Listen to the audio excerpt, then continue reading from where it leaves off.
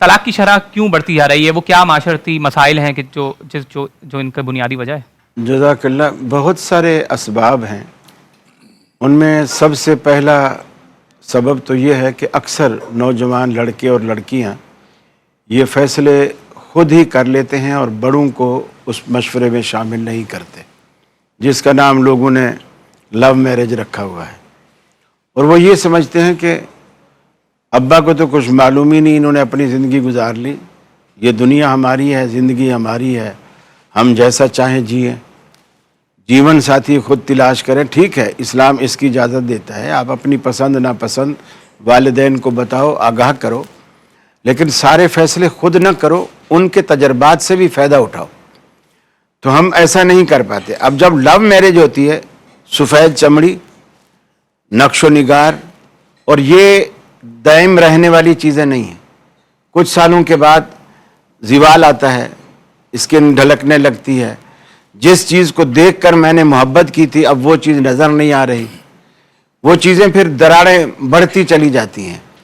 फिर जब ऐसी सूरत में अगर अल्लाह ना करे कभी घर टूटने भी पड़े, तो वो जब घर में आते हैं पीछे, तो घर वाले भी एक्सेप्ट नहीं करते, इसलिए कि तुमने खुद ही फैसला किया था। जब तो ये कहते थे कि अम्मा अब्बा को क्या पता, अब तुमने खुद ये किया है तो अब निमटो, फिर वो भी साथ नहीं देते।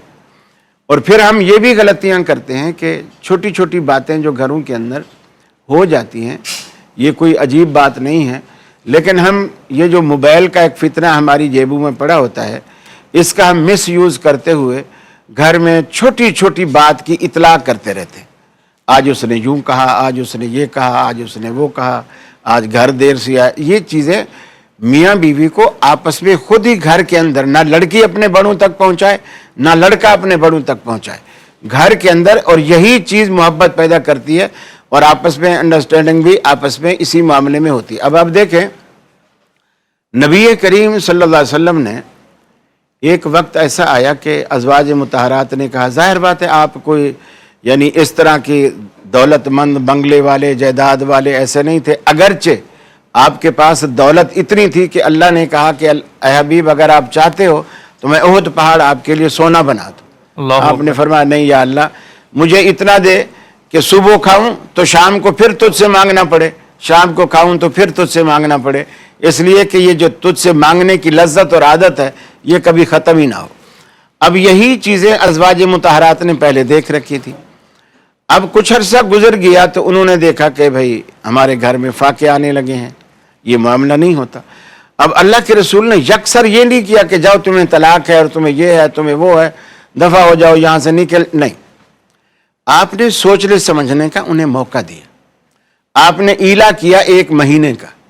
ईला कहते हैं कि बीवी से अपने आप को अलग कर लो, अच्छा, लेकिन लेकिन तलाक न दो, नाराज़गी का इजहार करो, और वो ईला नाराज़गी का इजहार ही होगा, और इसकी ज़्यादा से ज़्यादा मुद्दत 4 महीने है, इससे आगे आप लिमिट नहीं कर सकते। फिर आपको फैसला करना होगा रखना है या छोड़ना है। सही।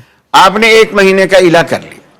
मस्जिद नबी में साहबा जमा हैं और हज़रत उमर आए मस्जिद नबी के अंदर, पूछा क्या बात है, क्यों जमा हो और क्या परेशानी है? बोले अल्लाह के रसूल ने अपनी सारी बीवियों को तलाक दे दी। अल्लाहु अकबर। हज़रत उमर ने कहा अच्छा मैं जाके रसूलुल्लाह सल्लल्लाहु अलैहि वसल्लम से पूछता हूँ। हज़रत उमर की अपनी बेटी हज़रत हफ्सा भी रसूलुल्लाह सल्लल्लाहु अलैहि वसल्लम के निकाह में थी। दरे दौलत पे हाजिर हुए और बिलाल बाहर आए। बिलाल से कहा कि रसूल अकरम सल्लल्लाहु अलैहि वसल्लम से कहो कि उमर शर्फ बारियाबी चाहता है, अगर इजाज़त हो तो। जब बिलाल अंदर जाके बताते हैं तो रसूल सल्लल्लाहु अलैहि वसल्लम ने फरमाया उमर को बोलो कोई इजाज़त नहीं है। हज़रत उमर फ़ारूक रज़ियल्लाहु ताला अन्हु ये समझे अपने तौर पर कि शायद रसूल सल्लल्लाहु अलैहि वसल्लम ये समझे हैं कि मैं अपनी बेटी की सिफारिश लेकर आया हूँगा और इसलिए आपने इजाज़त नहीं दी। तो वहीं खड़े खड़े बात मुखातब बिलाल को कर रहे हैं, लेकिन इतना ऊंचा बोल रहे हैं कि रसूल सल्लल्लाहु अलैहि वसल्लम तक मेरी आवाज़ चली जाए कि बिलाल जाके रसूल सल्लल्लाहु अलैहि वसल्लम से कहो। अगर वो ये समझ रहे हैं कि मैं अपनी बेटी की सिफारिश के लिए आया हूँ तो ये गलत फहमी वो अपने दिल से निकाल दे। मैं अल्लाह की कसम खाकर कहता हूँ अगर रसूल सल्लल्लाहु अलैहि वसल्लम मुझे हुक्म करें तो मैं अभी के अभी हफ्सा का सर काट के आपके कदमों में डालूंगा। अल्लाहु अकबर। और जब बिलाल गए तो रसूल सल्लल्लाहु अलैहि वसल्लम ने, अभी बिलाल ने कुछ भी नहीं कहा क्योंकि आपने खुद सुन लिया था, आपने कहा उमर को अंदर बुलाओ।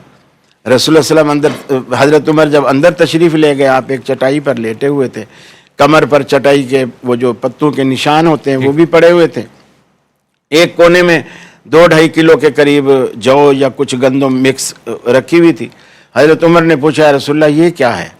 उन्होंने कहा, यार ऐ उमर, ये तुम्हारे रसूल का गोदाम है, यानी 2.5 किलो के करीब जौ रखे हुए, ये गोडाउन है जो इतना सारा सरमाया रखा हुआ है। हज़रत उमर की आंखों में आंसू आ गए, अर्ज़ की कि या रसूल अल्लाह, कैसर और किसरा जो खुदा के दुश्मन और बागी हैं, वो तो नेमतों में और महलों में मज़े करें, और आप अल्लाह के रसूल हैं इतने, और अल्लाह के करीबी हैं, और आपका ये हालत है, और आपकी जो खुराक और ये सारे मामले इस कदर तंगी में गुजर रहे हैं। हज़रत उमर रो पड़े, रसूल सल्लल्लाहु अलैहि वसल्लम मुस्करा दिए। आपने फरमाया, उमर क्या तुझे ये पसंद नहीं है, उनके लिए दुनिया हो और हमारे लिए आखिरत हो? उन्होंने कहा पसंद। फिर हज़रत उमर ने कहा, या रसूलल्लाह, मैंने ये सुना है मस्जिद में सारे लोग जमा हैं, वो ये समझ रहे हैं कि आपने तलाक दे दी है बीवियों को। आपने फरमाया, नहीं, मैंने तलाक नहीं दी, मैंने ईला किया। हज़रत उमर ने कहा, इजाज़त हो तो मैं जा करके बताऊं? उन्होंने नीचे आकर बताया कि तुम्हारी ये सोच गलत है, मैं मिल के आ रहा हूँ, अल्लाह के रसूल ने कोई तलाक नहीं दी। लेकिन मकसद कहने का ये कि रसूलुल्लाह सल्लल्लाहु अलैहि वसल्लम ने घर बसाने के लिए ख़वातीन को एक सोचने समझने का मौका दिया, मोहलत दी, ताकि, और फिर उस मोहलत का आगे नतीजा भी निकला। माशाल्लाह। मेरा ख्याल है आपकी करवटें बता रही हैं कि टाइम ख़त्म है, लेकिन असल जो बात मैं कहना चाह रहा था वो रह गई है।